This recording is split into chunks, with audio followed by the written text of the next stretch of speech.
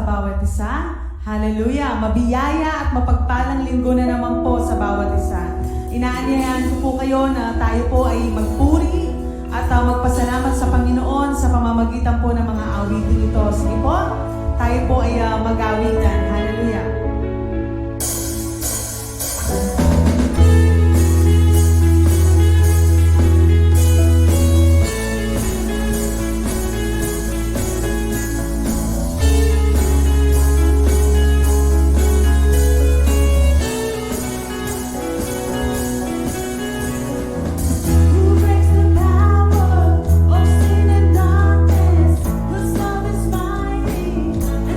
Stronger.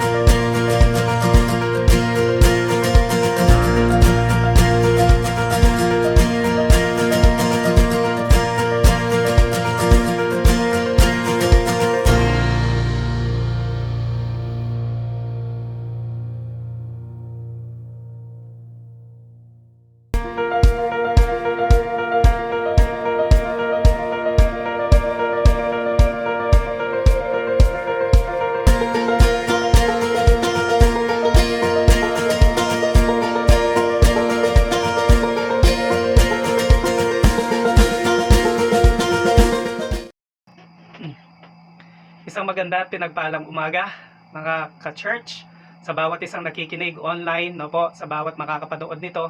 Isa na namang mabiyayang umaga ang ating sasalubungin at pagsasaluhan sa pangunguna at pangungusap ng salita ng Panginoon.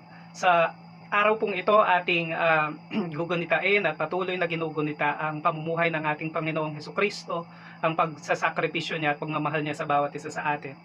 So ang atin pong pag-aaralan for this morning is one big wonderful family found in 1 Peter chapter 3 verses 1 to 12.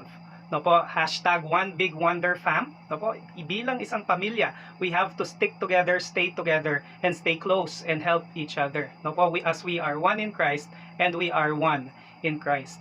Sa mga nagdaang araw po at sa panahon natin ngayon, especially dito sa bansang Pilipinas, sa Pampanga in particular, nakita po natin yung widespread cases dito sa ating syudad, dito sa ating probinsya. No po? Hindi lang sa probinsya natin, hindi lang sa bansa natin. This is affecting the world itself. The widespread community infection, no po, of COVID-19, kung ating titignan, is inevitable. Ang daming mga measures, protocols ang nalalagay, pero mahirap pa rin hong kontrolin.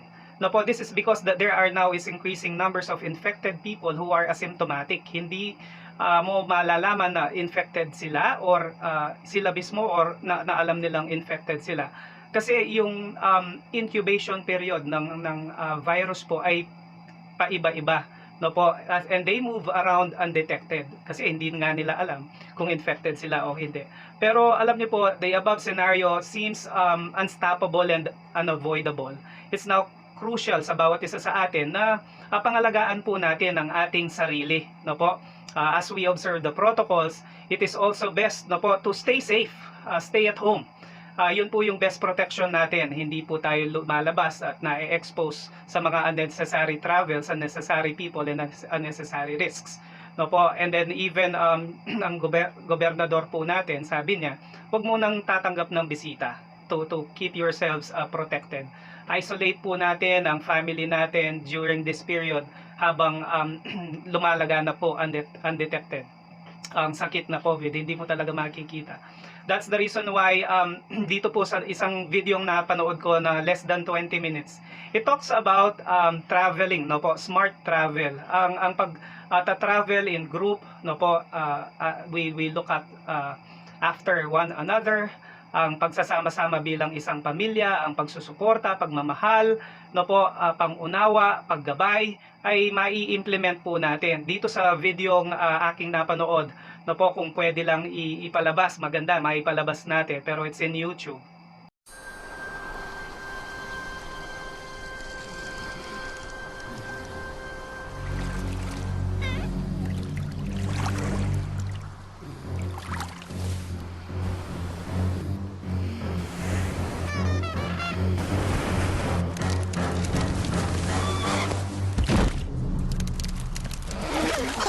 It's smarter to travel in groups.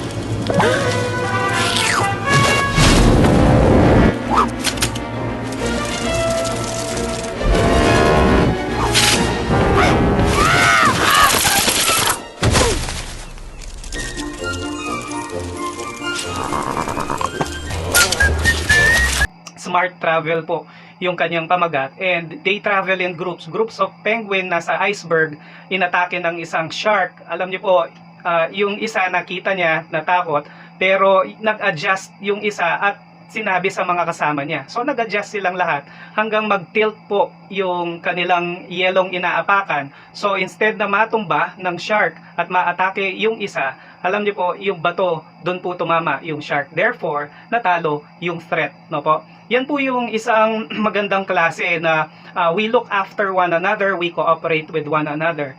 No po, isa pa rin pong example dito sa video clip na to malamang napanood nyo na and sana mapapanood nyo, yung isang langgam na kinakain ng anteater. No po? Nung hinihigop niya dahil mag-isa lang, ay mabilis pong nasasama at napapatangay doon sa paghigot ng anteater.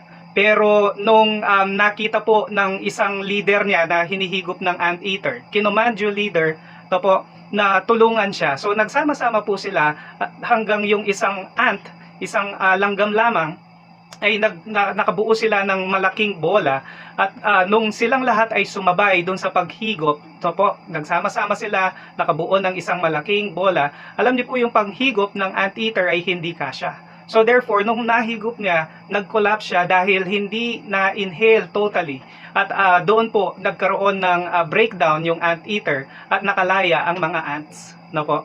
Napakagandang tignan ng pagsasama-sama, pagtutulungan, looking after one another, watching and caring for one another. And then lastly, dito sa clip na to, ng less than 2 minutes, makikita mo yung crabs.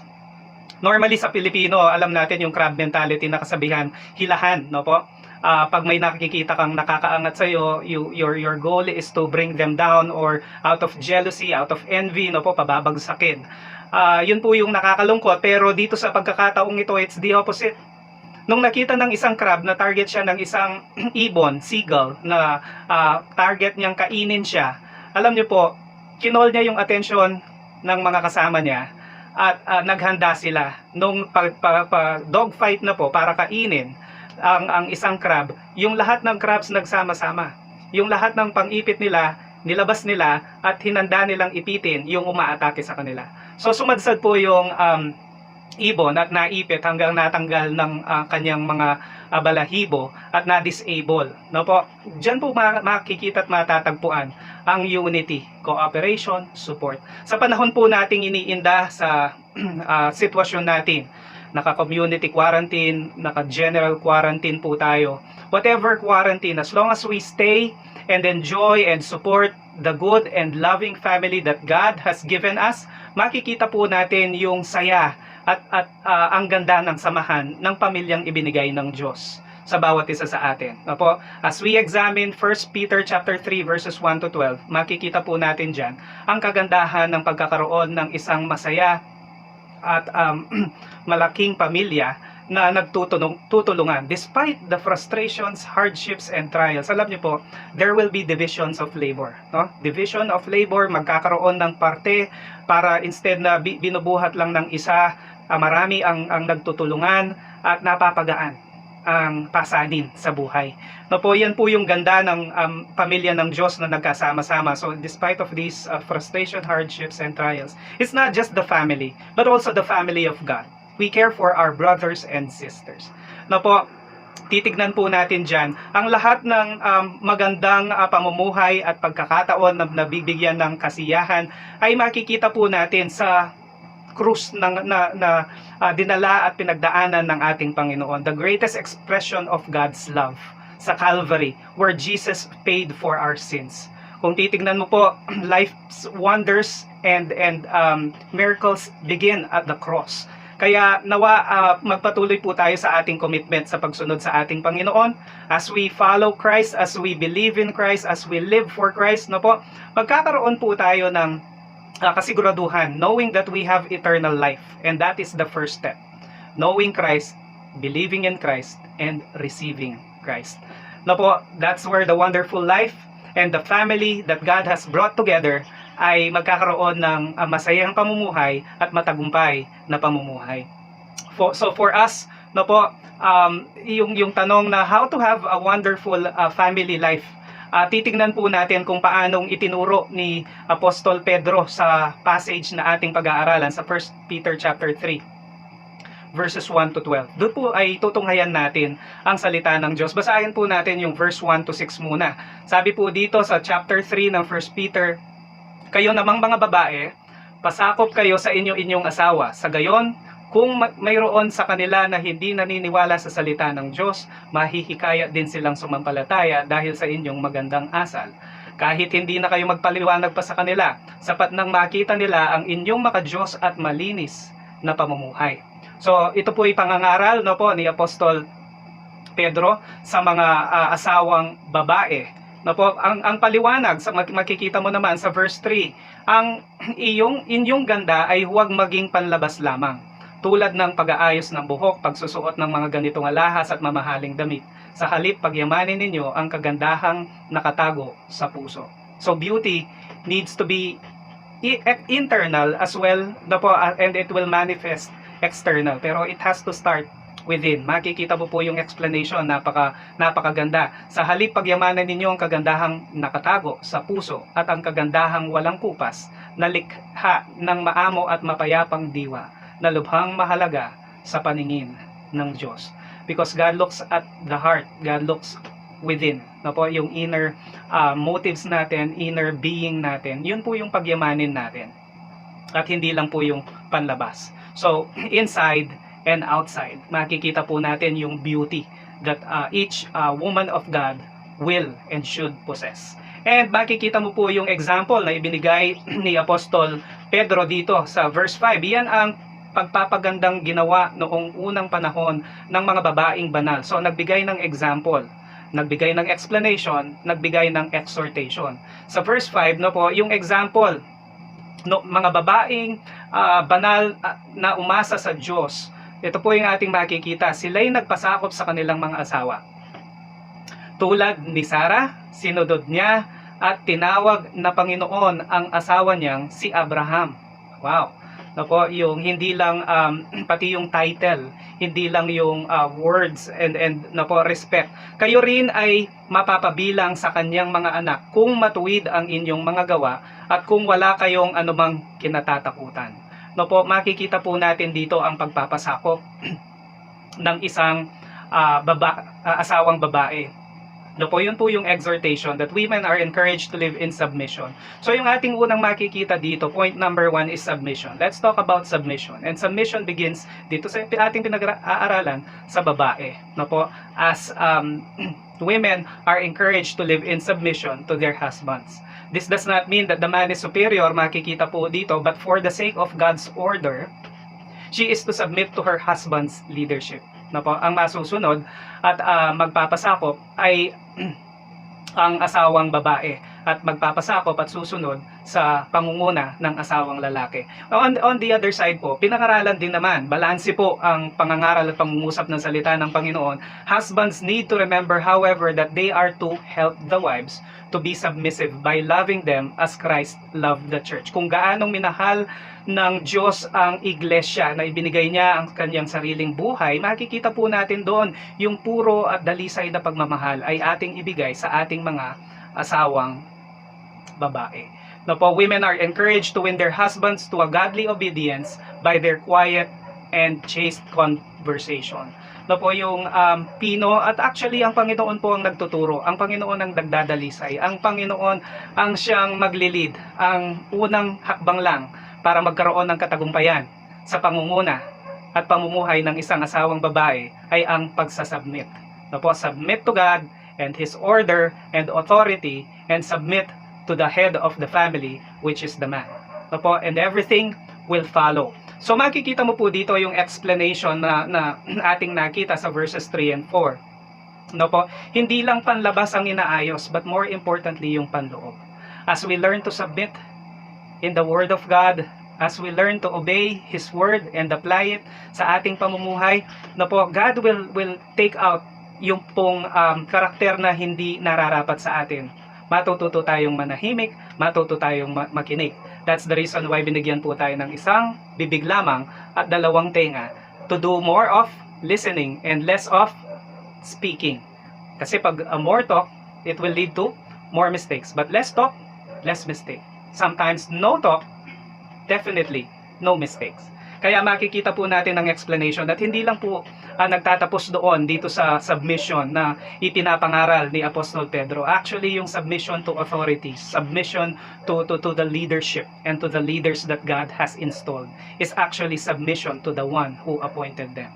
Ang paggalang po natin sa mga itinalagang leader ng Panginoon ay siyang nagagawa nating direct sa Panginoon dahil siya yung nagtalaga sa mga yan. So nagbigay din po ng example dito si Sarah as an example of a godly woman, no po. Sino po yung mga godly women natin sa Bible na Kung meron tayong heroes of the Bible na mga lalaki, sino naman kaya yung inyong napupusuan sa mga babae? Will it be Ruth? Will it be Queen Esther? Will it be Mary? No po? They serve as positive examples for the women today. So kung meron po tayong titignang huwaran sa bawat pamumuhay at pamamahay ng mga baybahay, yan po yung ating pwedeng makita in the life of Mary, in the life of Esther, and in the life of Ruth, along with Sarah. So, pangalawang makikita po natin dito sa verse 7, hindi lang pang babae ang example na ibinigay ni Apostol Pedro, kung hindi, okay, nalaman na yung role ng mga babae na magpasakop, yung role naman ng mga lalaki, makikita nyo po sa verse 7. Kayo naman mga lalaki, unawaan ninyo ang pakitunguhang mabuti ang inyong asawa, sapagkat sila'y mas mahina at sila'y kasama ninyong tatanggap ng buhay na kaloob ng Diyos. Gawin ninyo ito upang walang maging sagabal sa inyong mga panalangin. Wow! So yung role po natin bilang mga leader ng mga tahanan, mga tatay, no po, nagkaroon tayo ng requirements dito that the husband is to understand his wife and the husband is to also honor his wife. Hindi lang po yung mga children na co-command to honor. Children, honor your parents, no po, honor your mother and your father. Dito po sa bandang ito, the same honor, respect, no po, ay maibigay sa asawang babae na gagawin ni asawang lalaki. The husband is to understand and honor his wife. So yun yung requirements. Makikita mo rin dito yung reasons. Bakit kaya natin kailangang i-honor ang ating mga asawang babae? Why? Because they are considered the weak vessel. Kaya hindi mo po pwedeng pagpantayin ang skill set o yung may lumalaganap po kasing equality, no po, na kung saan kapag sa isang paligsahan, track and field for example, all women lang yon, may batas pong umiiral at gumagapang na ang mga hindi biologically identified women ay feeling lang nila ay women sila at sasali sila sa paligsahang yon. Alam niyo po, sa batas na yon, i-consider na equal rights and equal opportunity. But looking at it biblically, makikita mo dito, ang mga babae ay considered a weaker vessel. No po? Kaya hindi pwedeng pagpantayin dun sa aspect na to. Kaya yun yung isa sa reason kung bakit kailangang alagaan ng asawang lalaki at bigyan ng consideration. So the wife gives her submission while the husband gives her his consideration. So the wife is considered to be the weaker vessel. The wife is a joint heir of the grace of life na natatanggapin din pagharap niya sa Panginoon. And the husband's prayers are hindered when he doesn't treat his wife properly. Dito po sa passage, gawin ninyo ito upang walang maging sagabal sa inyong mga panalangin, mga asawang lalaki. Take note. Alright? So yun po yung sinasabing direkta ng salita ng Panginoon, that the husbands are to submit and the wives are to submit and the husbands are to consider their wives, no po, in aspect of physical, no, mas mahina sila, and in the aspect of the gift that the Lord has given, kasama po natin silang tatanggap, and dito pa sa panalangin natin, no po, magkakaroon ng kasagutan, katugunan if we treat our wives with honor and with understanding and with love, just as Christ loved the church. And ang pangatlo pong ating makikita dito sa passage na ating pinag-aaralan, no po, the third word that we will see is attention. So the first one is submission, the second one is consideration coming from the husband, and the third one is attention. Ano naman yung attention? Ano naman yung coverage kaya dito? This is for everyone. This is for all. Sa madaling salita, sa verse 8, magkaisa kayo at magdamayan. Magmahalan bilang magkakapatid at maging maunawain at mapagpakumbaba. So these are general reminders. Yung conduct ng bawat mananampalataya, ang pag-uugali ng bawat mananampalataya. napakagandang tignan po kung merong pagkakaisa, lalo na sa panalangin, sa gawain ng Diyos. Oh, how good and pleasant it is when brethren dwell together. No po, especially the family. No po, a strong family is a praying family. Kaya makikita mo, nagpiprevail po sila. And what more is the family of God, the church itself. Kapag sinusuportahan po natin ang mga gawain ng kapilya, be it on-site or off-site or online. And especially sa panahong ito, nagkakaroon ng restrictions no naman dito sa mass gatherings, yung percentage po, 30% sa religious, no po, up to 50%. Pero nagkakaroon mo ng limitations. Pero unlimited pa rin po ang access natin sa gawain ng Panginoon. If we just unite and put our time and efforts online to join in prayer, to join in study, to join in fellowship, to join in the ministry. What we do for Christ. Dahil matindi yung ginawa ng Panginoon, and as we look back, as we remember the present, yung mga pagkakataong ibinibigay ng Panginoon, that we can serve Him more through serving others. So in conduct, sabi po dito, as we serve others, magkaisa kayo at magdamayan. Salamat po sa mga panalangin ng mga kapatid na sila po ay kasama naming nagsisipanalangin sa mga prayer request na hinihingi kada grupo, kada group chat, group message, kayo po ay ina-appreciate ng Panginoon. Ito pa'y matindi. Hindi lang nagdadamayan, magmahalan bilang magkakapatid at maging maunawain at mapagpakumbaba.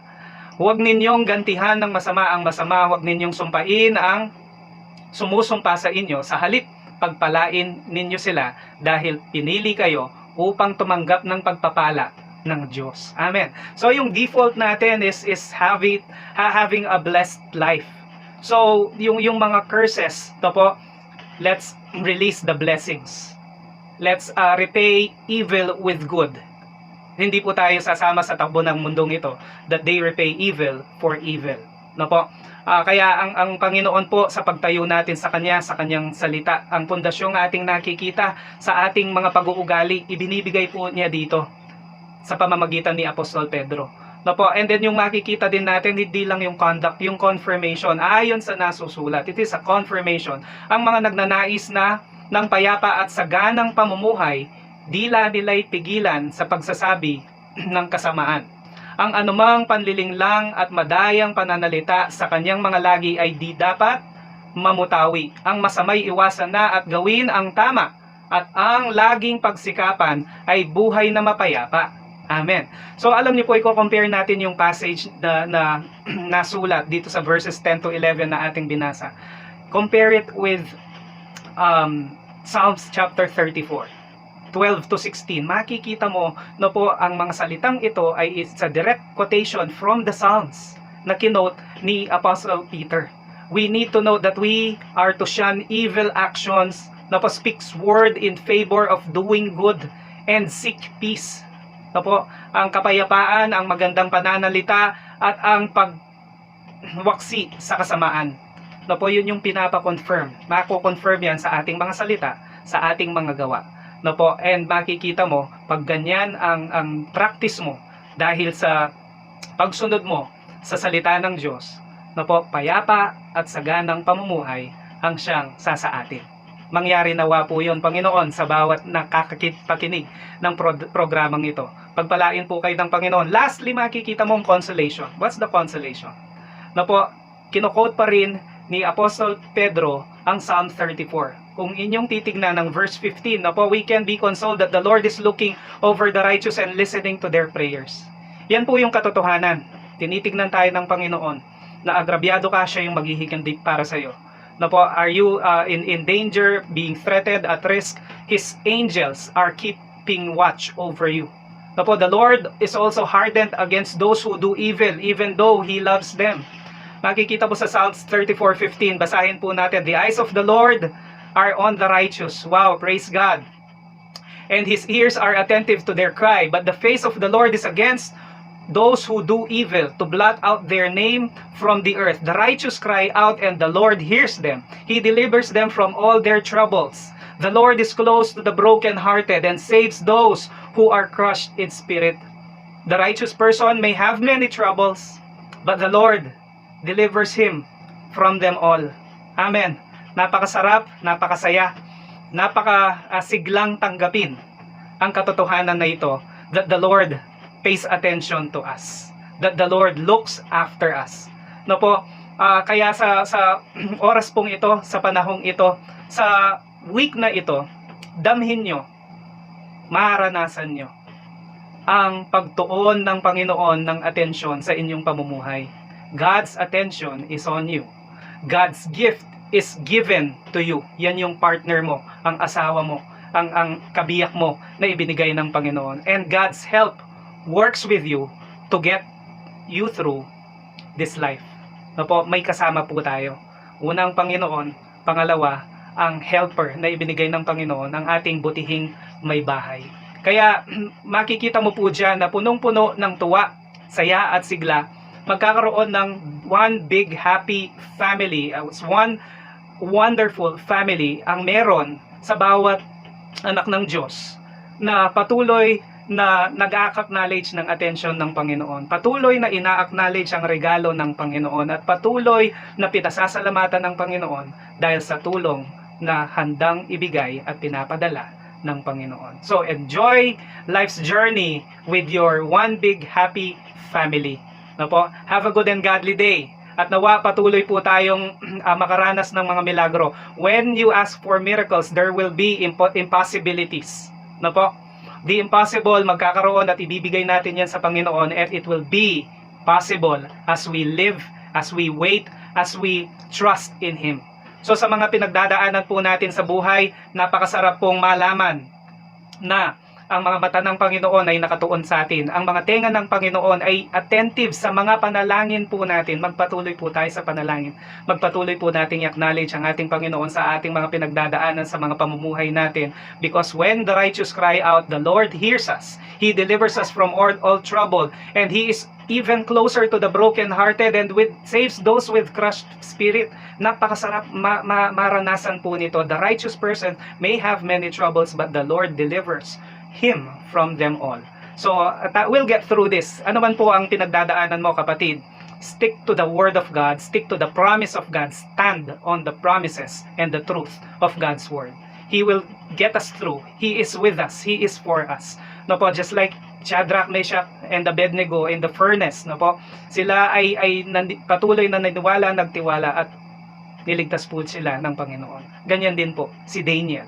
Alam niyo po, maraming mga biblical accounts, Bible stories that have put their trust in God, and God never failed them. So He is the same yesterday, today, and forever. The same God that lives in us, that loves us.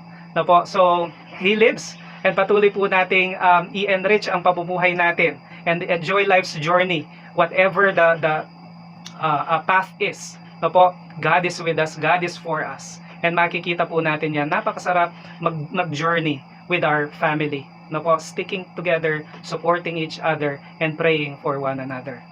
May God richly, fully, and immensely bless you and your family. Have a good and godly day. This is Pastor Aaron Valencia po from Light of Life Fellowship. Be blessed. Make Him known as you know, get to know Him. Glory to God. A river so